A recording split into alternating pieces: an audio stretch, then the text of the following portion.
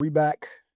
I'd like to welcome y'all back to the Hound versus Everybody podcast. You already know I got the king of the Uno reverse with me, J.R. Rico. J.R. Rico, say what up to the people. What's going on, beautiful people? What the Lee Reed? You already know what the lick read, homie. You gotta let them know what you got on first. Ah, man, yeah. Shout out to the Cool, man. Shout out to the Cool, man. This episode is brought to you by the Cool Retail Clothing Store, man. They actually got two Locations, man. One in Miami Gardens and one in Liberty City, Miami, man. Miami Gardens address is 18393 Northwest 27th Ave. And the one in Liberty City is 740 Northwest 62nd Street, man. They got everything you need. Boys, girls, women, men. They got it all, man. Urban apparel, dope, fashionable, affordable. They got sales every day of the week. Y'all go check them out, man. Shout out to Eric. Tell him Hound and your boy JR something for sure. you already know. Hey, definitely, I was rocking the shorts the other day. Yeah. Definitely a vibe. Facts. Hey, but let's get right into it. Your team got blowed out the other day. Your team, that ain't my team. I've been trying to get y'all boys on the Kansas City train, but y'all won't listen to me. So Cleveland smacked your team around, Yeah. you know. And I hate to say this, and I hate to say it because it's early in the year, but it needs to be said. The gig is up, man. Yeah. The gig is all the way up, and this is a conversation we have to have. And like I said, it's early in the year, but we have to start talking draft. Yeah. First pick. Yeah. I'm talking We're on the cusp. only person might rival that with us is the Jets. Yeah. Same division. Jets is 0-6.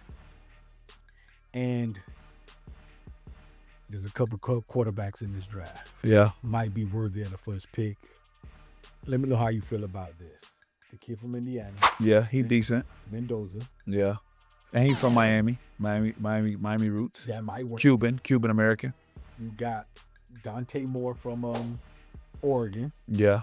He decent too. And the other one, where they got listed as a late first round, as I'm looking at some of these mock drafts, is the kid from Alabama, Ty Simpson. Yeah, Ty Simpson. I like him. So I'm not saying any of these guys are franchise changers. Yeah. But what you thinking about those guys? I mean, to be honest with you, they all got like what you would call, question marks about them. You know what I'm saying? A lot of these guys, especially Simpson and the kid from Oregon, they don't got a lot of starts under their belts. Fact. And you know how I feel about quarterbacks that didn't at least start two years in college. That's kind of like a red flag. I prefer my quarterback to be a 3-year starter. Yeah. Going into the league.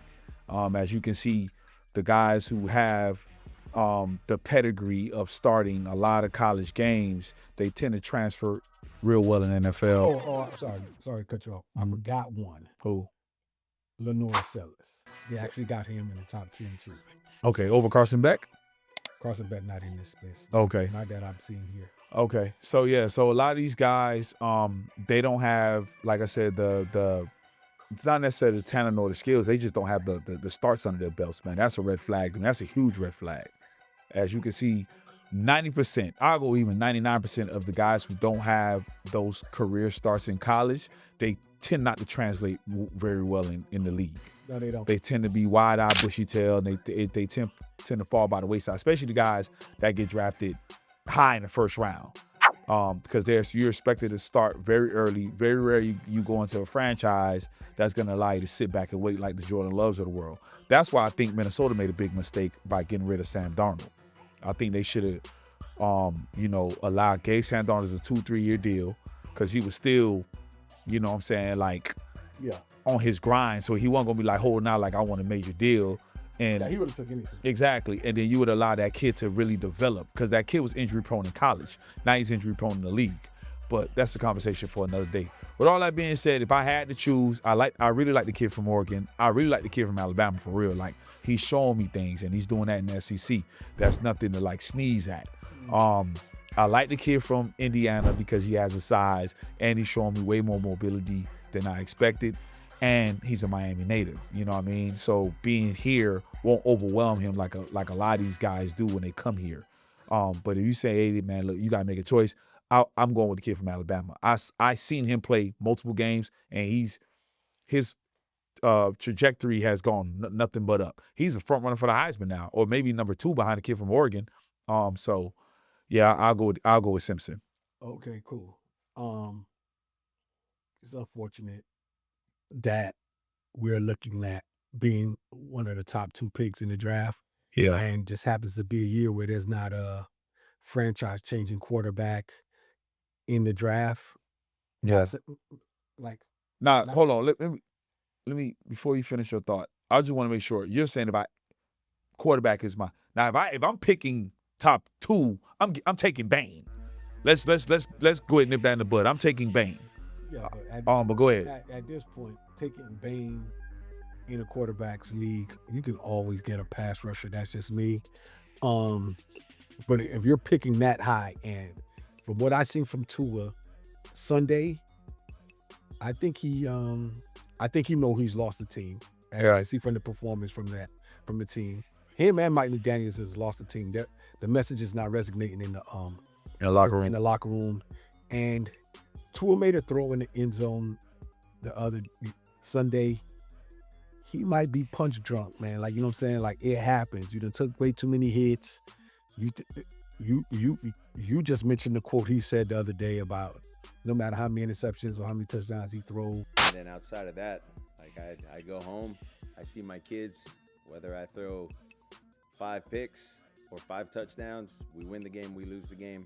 I get to come home to my kids who are happy to see me every time. That sounds to me like a guy that is football is not his major focus anymore. Yeah. You know what I'm saying? He playing the position just to play it.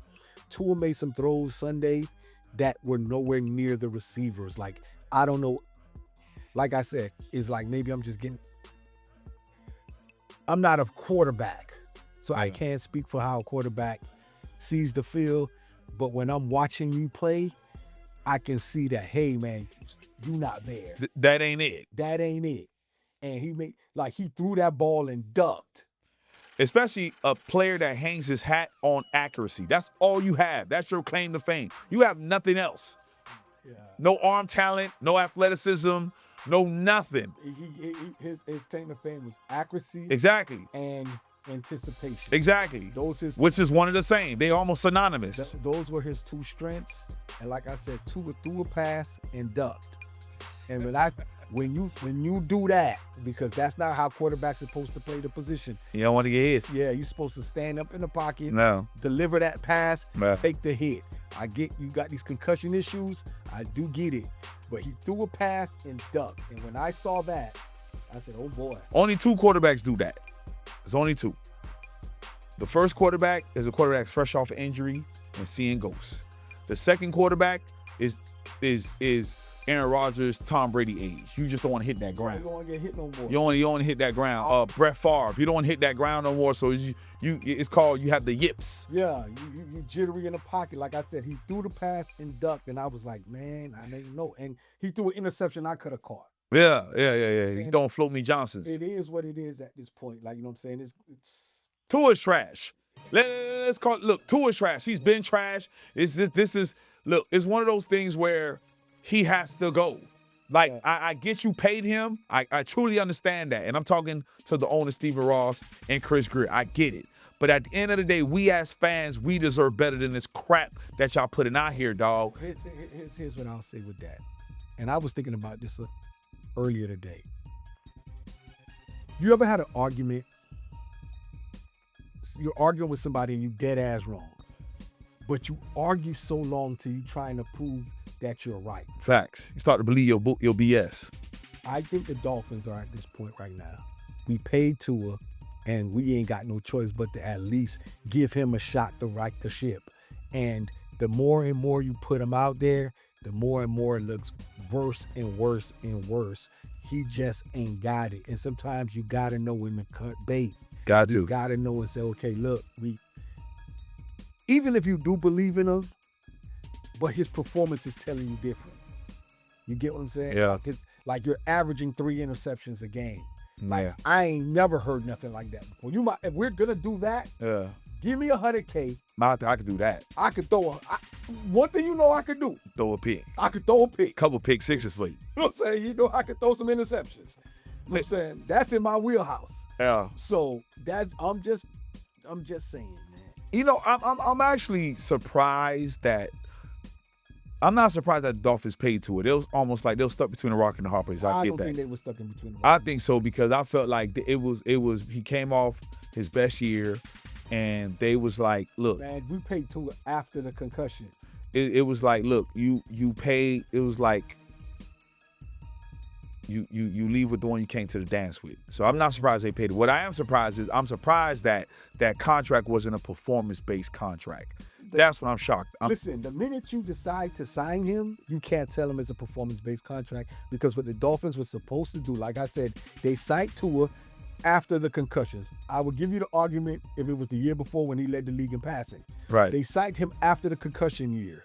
And once you decide, like I said, once you decide to say, okay, look, we're willing to put a contract together. If it was me, I would have sent him out there. And if another team would have picked him up, it is what it is. I would have lived and died off that decision. I'm not paying you Patrick Mahomes money and you don't look like Patrick Mahomes. You don't look like Lamar Jackson. You don't look like Josh Allen. And I'm going to tell you one person you don't look like right now, Drake May. So at this point, you should have never paid Tua. Like that was just an ultimate bad decision amongst bad decisions that this Dolphins front office continues to make. Let me run the front office. I guarantee you we will be a playoff team, man, because I won't sign guys like Tua. I can look at garbage and tell you it's garbage. It is what it is, man. Like, you know what I'm saying? I don't know what the Dolphins are doing. All I know is this. We're going to have one of the top 4 picks. Me personally, I don't think the Dolphins is going to win another game this year. That's just me. Maybe we do. We play the Jets again. There it is. Then, you know what I'm saying? We should be able to beat them. I guess we'll go to them at this time. Yeah, we go to them. And it's going to be cold, so we might lose that game. I'm just saying, it might be the battle for the number 1 pick, so we might be incentivized to lose that game. I don't think we're gonna draft the quarterback. I think if we do get the number 1 pick, we're gonna trade out of that. They have to draft a quarterback. I don't think so. That's just me. I think they're gonna draft a lineman or some BS like that, like they always do. I think they're drafting out of that. They're bringing in a new coach. You're gonna have to draft. That coach is gonna want a quarterback, or he's gonna go hunt for one in free agency. Yeah. I would. Here's my prediction. I think we're gonna, if we have the first pick, we're trading out of that pick to get multiple picks. That's just me, because we have a top heavy salary cap. We gotta get rid of all these veteran players. But here's what I'm saying. I would. This is what I think is more realistic. I think Kyler Murray will be coming to Miami. I see that. I could see something. I could see Kyler Murray coming to Miami.